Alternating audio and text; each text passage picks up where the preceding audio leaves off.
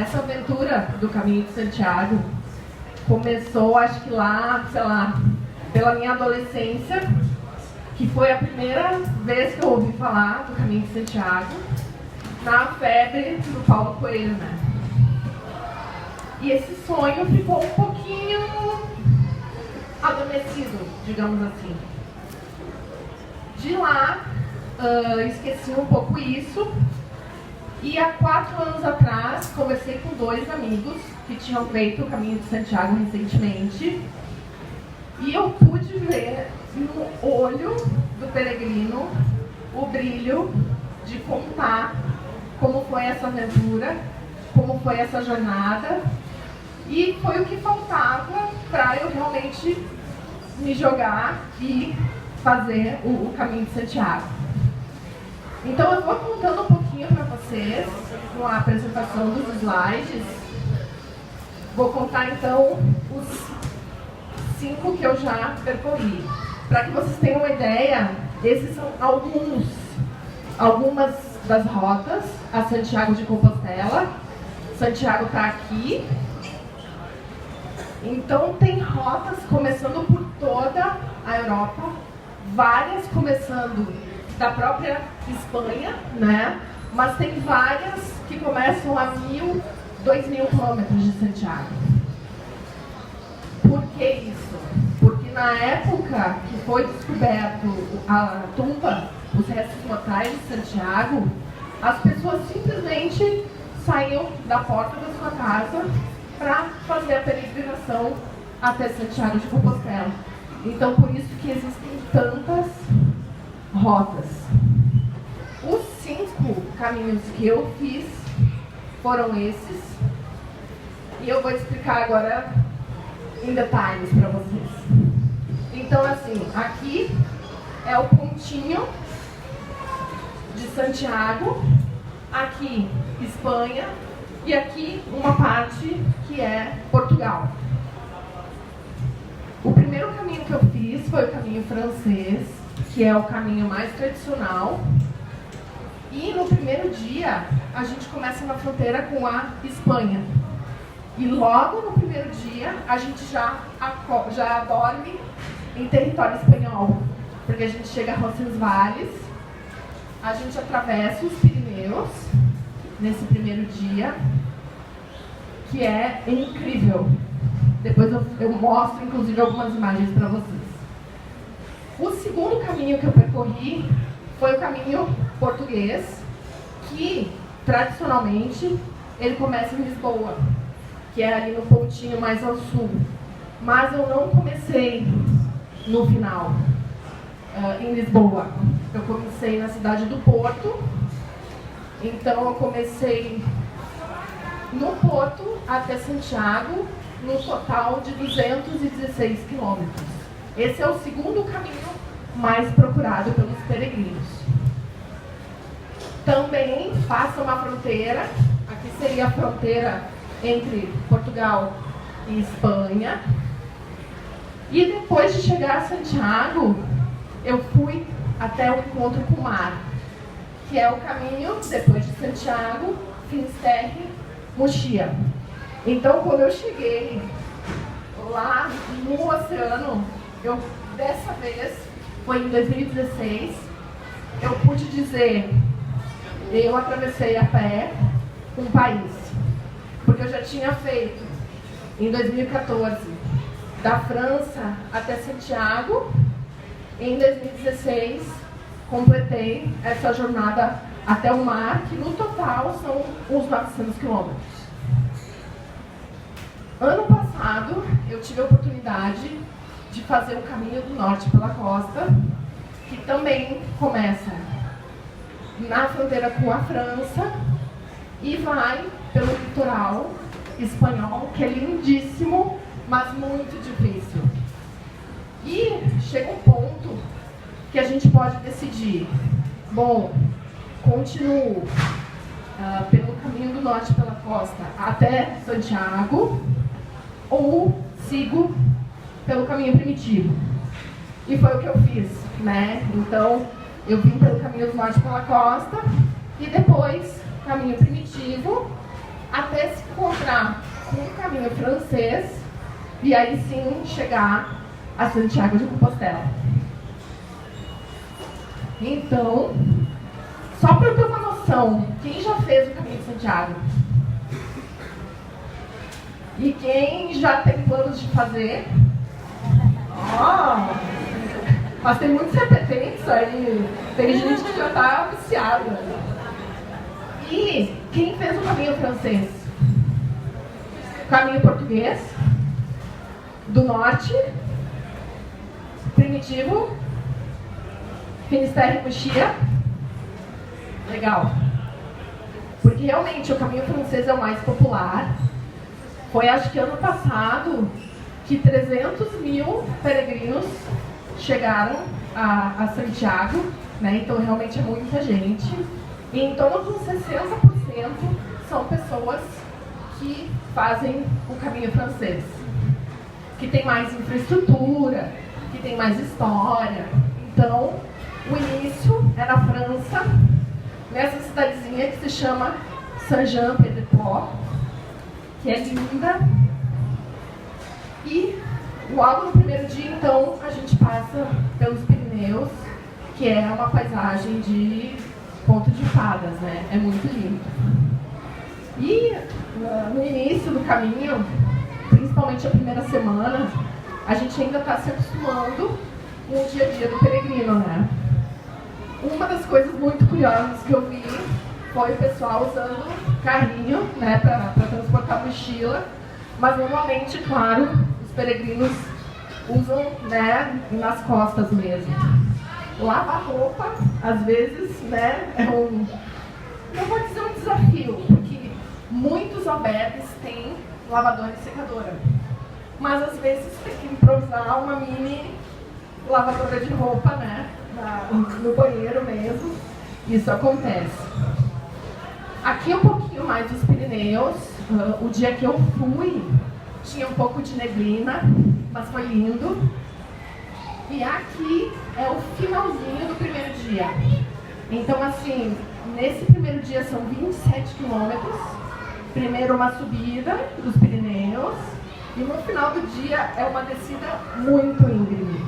Mas tem a recompensa, né, de ter uns cenários incríveis.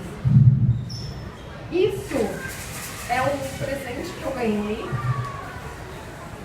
na minha primeira noite no Caminho de Santiago. Porque eu pesquisei um pouco, mas não muito. E cheguei lá, enfrentei o primeiro dia, eu já tinha uma noção de como ia ser o relevo. Mas na minha primeira noite, uma peregrina me presenteou com esse esquema do relevo e um planejamento de cada etapa. Primeiro dia, segundo dia, terceiro dia, e como seria o relevo a enfrentar em cada etapa. Então, realmente, né, o primeiro dia, super desafiador, e depois alguns dias mais tranquilos, mas depois a gente retoma esse assunto. Eu quero falar um pouquinho sobre o relevo dos 5 caminhos, fazer um comparativo para vocês. Bom, outra questão assim que é marcante no Caminho de Santiago são as pessoas que a gente conhece. Em primeiro lugar, os peregrinos, que a gente vai ter essa convivência, né, de caminhar no dia a dia. Às vezes a gente conhece pessoas novas, às vezes se desencontra, às vezes se encontra lá em Santiago. Então é uma convivência incrível, porque são pessoas do mundo todo. E também tive a oportunidade de conhecer pessoas maravilhosas nos albergues do caminho. E uma delas é a Natália, que é proprietária hoje de um albergue em Puerto La Reina, e ela é brasileira. Então eu tive a honra de ter o carimbo do albergue dela, ela estrear na minha credencial do peregrino. Foi bem especial. E agora ela está já há 4 anos com o albergue em Puerto La Reina, então para quem for fazer o caminho francês, primeira dica, Albergue Estrela Guia, com a Natália. Bom, outro desafio do caminho de Santiago é o clima. A gente está em contato direto com a natureza, o que é maravilhoso, mas às vezes tem uma chuva, né? É legal a gente se preparar para isso também. Às vezes um dia com muita neblina, frio. Às vezes a gente também caminha paralelo à estrada, então não é sempre num bosque bucólico, também tem essa parte mais urbana. Às vezes tem muito vento. Então assim, gente, pra mim, foram 38 dias esse primeiro caminho e foi uma experiência realmente transformadora, porque é um mergulho de autoconhecimento, tem o desafio físico e tem aquela oportunidade de você dar uma parada e simplesmente caminhar, estar em contato com a natureza. É realmente uma experiência única, que quem tiver vontade, vale a pena investir, vale a pena se planejar, né? E aqui é convivência, né? Essa aqui foi uma janta que a gente fez comunitária num albergue. Então, conhecer pessoas que podem ser amigos aí, né? Por muitos anos, de toda parte do mundo, é incrível mesmo. E o caminho francês, outro ponto, outra dica do caminho francês, é que tem uma vinícola com uma fonte de vinho para os peregrinos. Então você pode ir e se servir. Tem uma torneirinha de vinho tinto, uma torneirinha de água para equilibrar. Então tem muitas peculiaridades, né? Muitos pontos que valem a pena a gente visitar e aproveitar. Claro, muitas igrejas, muitas catedrais, mesmo quem não é religioso, que gosta de arte sacra, nossa, é um banho, né, de cultura, de história, além da natureza. Então tem tudo isso para aproveitar no caminho francês. E depois, quando eu fiz, os 38 dias que eu fiquei no caminho francês foram um desafio para eu realmente conseguir me desconectar, né, do trabalho, do dia a dia e mergulhar, realmente tirar férias. E foi o que eu consegui fazer. Demorou alguns dias, mas eu consegui. Só que depois que eu voltei, por acaso, vieram na bagagem também 5.000 fotos no meu celular, no meu iPhone. E foi meio um caminho natural, com essas 5.000 fotos, eu fazer uma seleção e publicar o meu primeiro livro fotográfico, né? Que foi através de financiamento coletivo. Inclusive o livro tá passando, para quem quiser dar uma olhada. E pelo livro e pelo Caminho de Santiago, eu me viciei e já comecei a planejar a segunda rota, que foi então o caminho português, começando desde o Porto, que é uma cidade encantadora. Os amigos que me recomendaram fazer o caminho português começando pelo Porto, me disseram, vai e fica pelo menos uns 2 dias no Porto para aproveitar a cidade, né? E foi o que eu fiz. Inclusive, eu participei de Free Walking Tour na cidade do Porto, que é um tour guiado. Tem um tour pela manhã e outro à tarde. São 2 roteiros diferentes para conhecer a cidade. Aqui é um dos grupos que eu participei. Então, para os peregrinos e para os caminhantes, né, também já é uma oportunidade de começar a caminhada conhecendo a cidade. Aqui foi o meu primeiro carimbo na minha credencial do peregrino, na Sé do Porto. Mas eu comecei, de fato, o caminho português, caminhando no Mosteiro de Vairão, porque o que me disseram? Tanto de Lisboa ao Porto, era muita estrada, pouca infraestrutura e até, de uma certa forma, pouca segurança, né? Então eu realmente decidi começar do Porto, e do Porto eu peguei um metrô até a cidade do Mosteiro de Vairão, em Vila do Conde, para começar a caminhar dali, porque também ouvi muito que a saída da cidade do Porto estava muito confusa.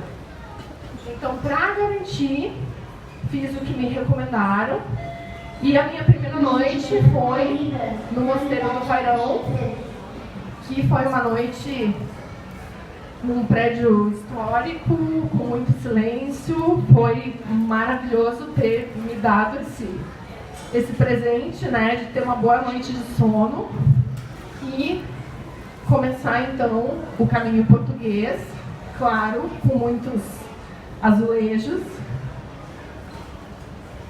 e muita religiosidade também. Era muito comum na fachada das casas ter imagens de santos, né? E esse caminho eu fiz durante a primavera. O caminho francês eu fiz durante o outono, foi setembro, outubro, e o caminho português foi na primavera. Pude, né, experimentar uma estação diferente, mas o clima lá também é meio louco, como o clima daqui. Então, mesmo no caminho francês, no português nem tanto, mas no caminho francês teve dias de 8, 9 graus, como teve dias de quase 40.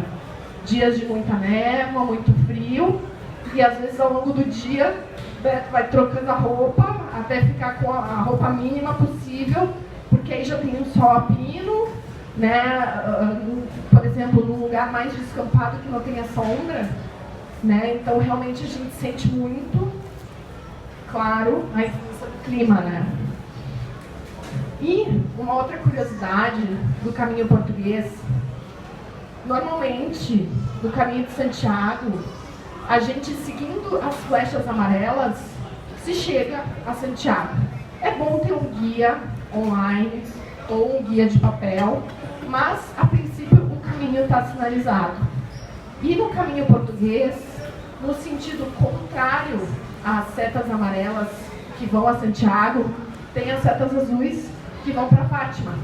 Então, às vezes, os peregrinos a Fátima e a Santiago se cruzam durante o caminho português central. Aqui é um outro ponto que eu também quero deixar uma dica, que é o restaurante que tem na Pedra Furada, no caminho português, que lá vocês podem conhecer o Antônio, que é assim, um personagem incrível do caminho. Ele faz parte da Associação do Caminho de Santiago de lá. E quando eu conheci eles, eu tive a oportunidade de reformar, renovar as setas amarelas de um trecho do caminho português. Então eles têm todo esse cuidado de estar renovando a sinalização, né? Eles têm inclusive albergues públicos para os peregrinos, né? Que são albergues donativos. Então não tem um preço fixo. O peregrino paga o que puder, né? E aqui é um dos símbolos, né, de Portugal. Esse é um galo que tem lá em Barcelos, no caminho português, a Ponte dos Peregrinos. E a primavera, né? Muitas flores, árvores, né, carregadas. Foi muito bonito.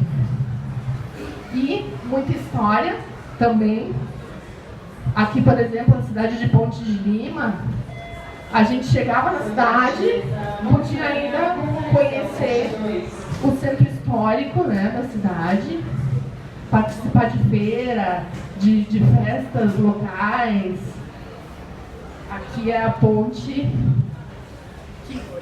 essa é a ponte de Ponte de Lima, que é uma ponte medieval lindíssima. E aqui é a ponte da fronteira de Portugal com a Espanha. Então esse é um outro detalhe, né, do caminho português. A gente atravessa essa fronteira, faz a fotinho do pé ali na fronteira de Portugal e Espanha. E Tui é uma cidade linda também, que tem um forte incrível. Fica aí outra dica de visitação, né? E aqui eu queria contar para vocês uma historinha ilustrada pelo nosso caracolzinho, que às vezes, até por querer fazer fotos, querer fazer vídeos, eu às vezes fico para trás, às vezes caminho mais lentamente, então eu me identifico com o bichinho e às vezes eu acho que eu estou atrasada e eu fico preocupada. Mas em vários momentos me mostraram que tudo bem, eu estava no tempo certo.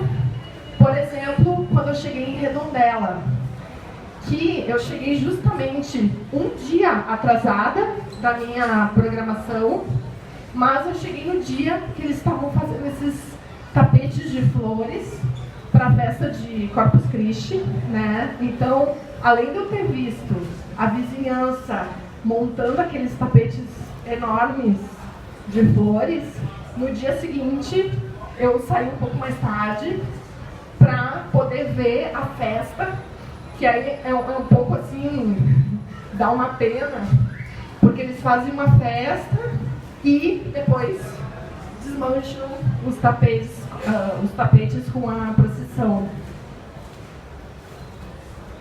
Aqui outro ponto interessante do caminho português, que é a cidade de Caldas de Reis, onde tem águas termais, então é um belo descanso, né, pro peregrino.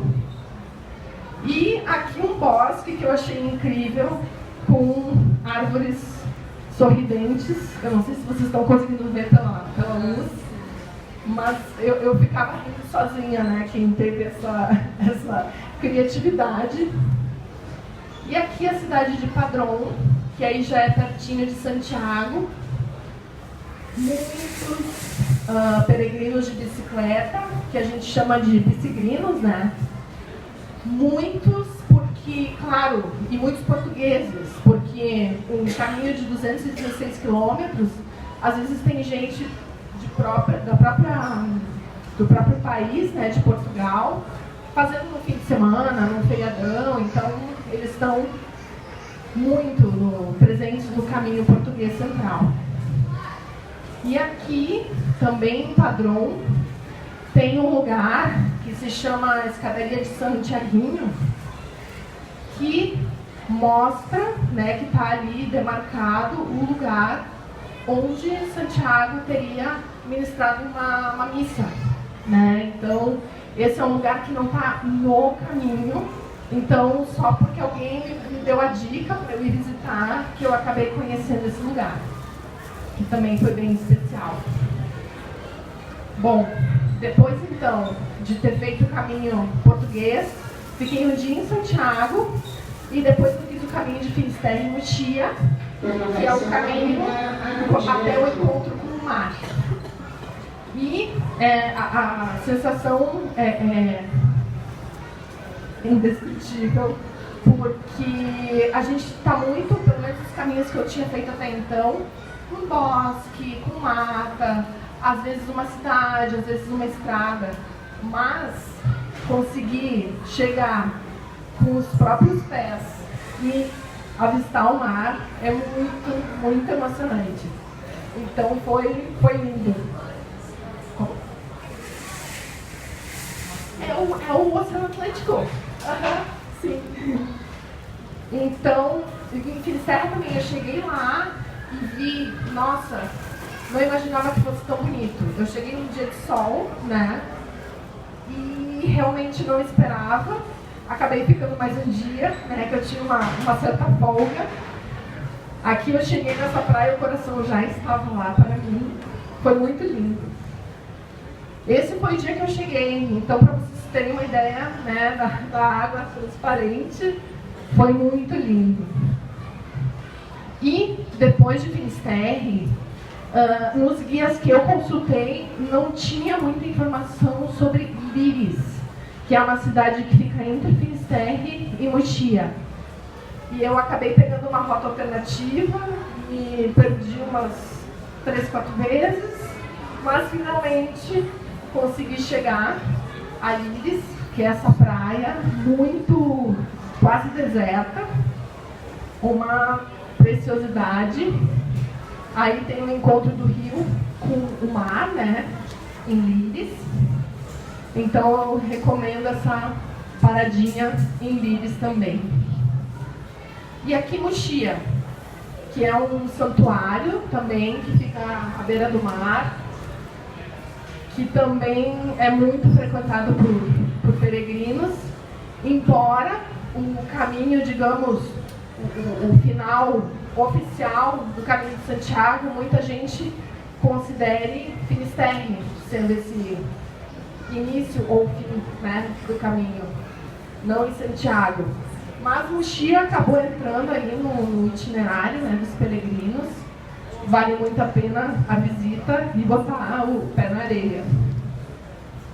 Aqui eu botei algumas cenas de alguns albergues, para que vocês tenham ideia.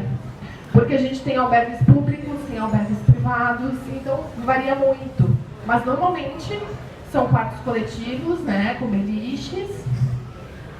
Às vezes não tem beliche no albergue privado, claro que é um pouco mais caro, né, mas tem um pouquinho mais de privacidade. Às vezes tem prédios super antigos também, né? E normalmente os prédios mais antigos são de albergues públicos ou albergues paroquiais, albergues, né, da igreja, que normalmente são hospitaleiros voluntários que trabalham nesses albergues. Então, pude também conviver com essas pessoas que trabalham voluntariamente no caminho e depois eu mesma pude trabalhar como hospitaleira, né? Então, quem também tiver essa vontade, quiser me perguntar depois, é uma experiência muito, muito bacana.